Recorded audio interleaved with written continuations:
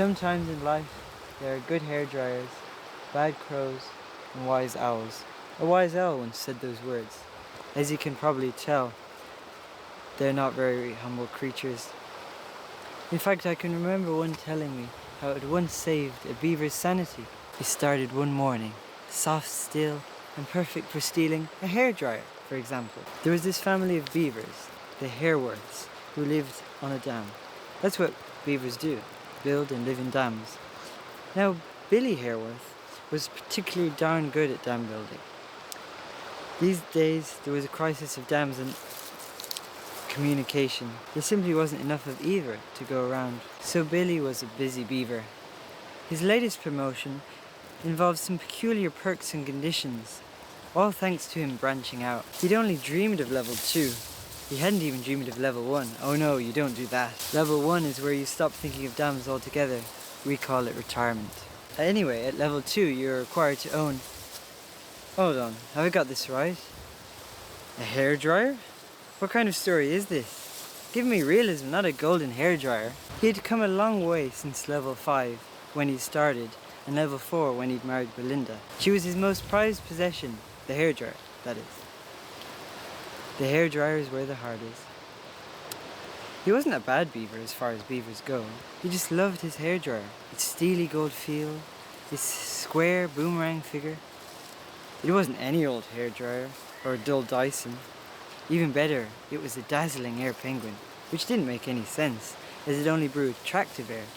He was actually looking at the latest version that does both attractive and cool air. It would take your breath away. Despite that, he still loved his AP100, as it was his and it gave him a sense of evaporation when turned on. It fitted his refined personality, which is exactly why every level 2 beaver is required to own one. It was customary to encase it in glass, which Billy took to the next level using bulletproof glass. Usually, he preferred to use his Dyson, which he'd coincidentally received at level 3 because Goldie, as he liked to call it, was just too nice to use. This was rather unfortunate for his wife, as she was 3rd place, behind his hairdryers.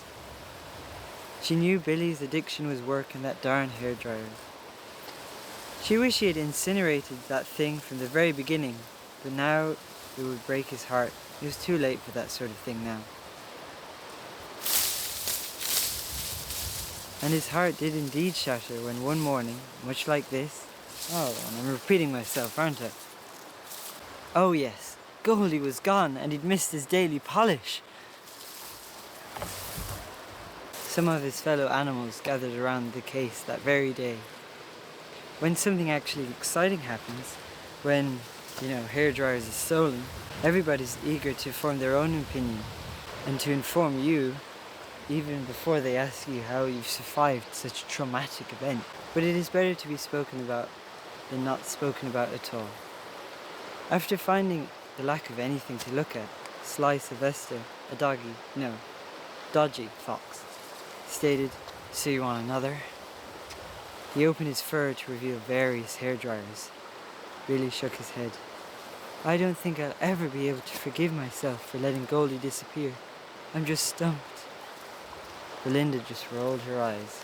"Once bitten, twice shy," muttered Sly as he twitched and asked several more times, just to make sure. From now on, every day will be a click-click gnaw, which when translated from Beaverish means bad hair day. I hope I pronounced it correctly. "You still have the Dyson. It would do perfectly fine," interjected, a fancy word which here means interrupted in a wise manner. And if you didn't already tell, this is the wise old owl, Gertrude. You see, if you use big words, nobody can question you because they don't understand a word you said. So be sure to use words like epiphany and oxymoron, all while not trying to sound constipated. If you want to go further, this is the longest word in English, which I'm not even going to try and pronounce. There is method in Gertrude's madness. But returning to real life. "Now turn the radio on," she continued.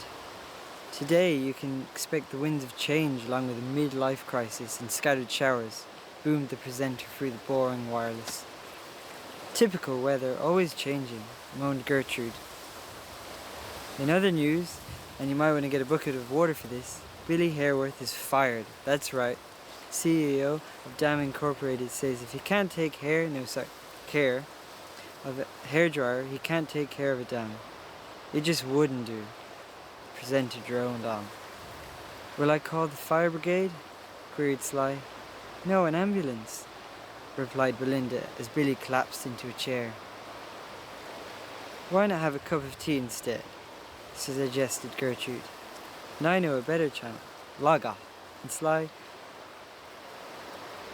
stop behaving like a wild animal. As Sly trotted off, Detective Dingle started. Look, a crow's feather is stuck in the glass. Everyone leaned closer, except Billy, who was still sitting down. The detective squinted. This can only mean one thing. The hairdryer has walked off. At that age, hairdryers can do that. It wouldn't, stuttered Billy, trying to convince himself. I can see why it would, said Gertrude. When the hairdryers go missing, the missing hairdryers go. Face it, Goldie's gone, gone forever, gone like yesterday, gone like your youth. Hairdryer today, gone tomorrow, remarked Belinda. Life isn't all about hairdryers.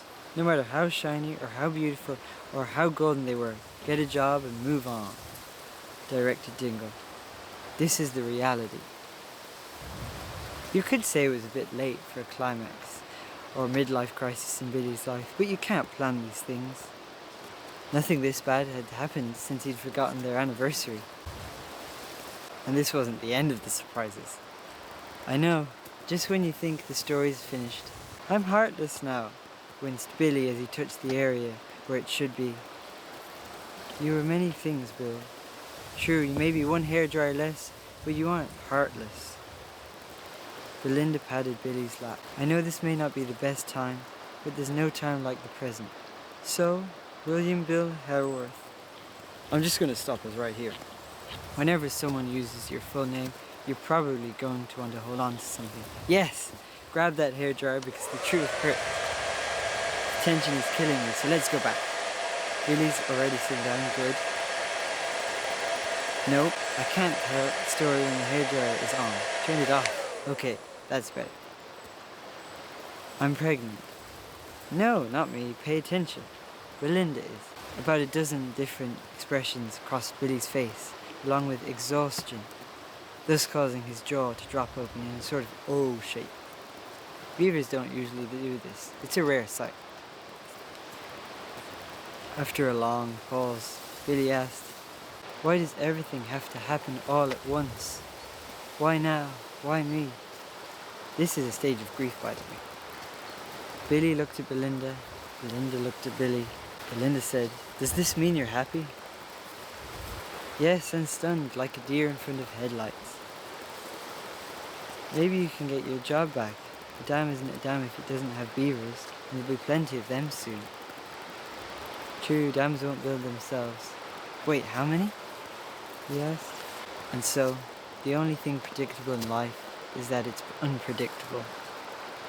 Life has a mind of its own, inconsiderate of poor animals in a little country in the big world. But life finds a way. As Detective Dingle left, content with a cracked case, he absent-mindedly dropped the crow's feather, which gently glided toward the runway of Billy's lap. And as it danced in the air, cogs turned in Billy's brain. And as it finally landed, it disrupted a balance in his mind. More cogs turned, and a dam was broken in his head. Billy had just gone through the stages of realization, acceptance, and adjustment. He had a headache. Life, after all, is full of compromises. You just have to deal with them and keep moving forward. Put up a dam and fight the current. This is probably when Gertrude would say that the advice of friends is like the weather. Some of it good, some of it bad, and most you just can't make sense of it. We get that a lot in Ireland. But thankfully, I'm not Gertrude. I'm a lot more humble than her. The following Thursday, Billy's marriage had already improved. There were no distractions. He was set on not making the same mistakes. I mean, he's going to make totally new ones, but we won't tell him. There are 3 types of beavers in life, after all. Those who want to change, those who don't want to change, and those who will change. But Thursdays are not normal. Most haven't gotten the hang of them. They're even worse than Mondays, and that's saying something. So a sleek, oblong object floated carelessly among the debris until it rested, cradled in the arms of a dam. And not just any dam, the Hairworth's dam. One like no other. Yes, hairdryers float, and it was a hairdryer. I'd recognize them any day. Thank goodness it wasn't damaged. But I wonder what happened to the crow. But if you ask the dam what it thought of all this, all you get is, now where was I? Ah, the end. Or is it? I leave you to decide. Damn, I'm worrying you. No spoilers. Oh, you're still here. Come closer. Oh, that's too close. I guess the moral of the story is to not underestimate crows. They're evil. And that hairdryers are the cause of family problems. I don't endorse any hairdryer. I hope you enjoyed this short, immersive story. I think nice things make for a nice story.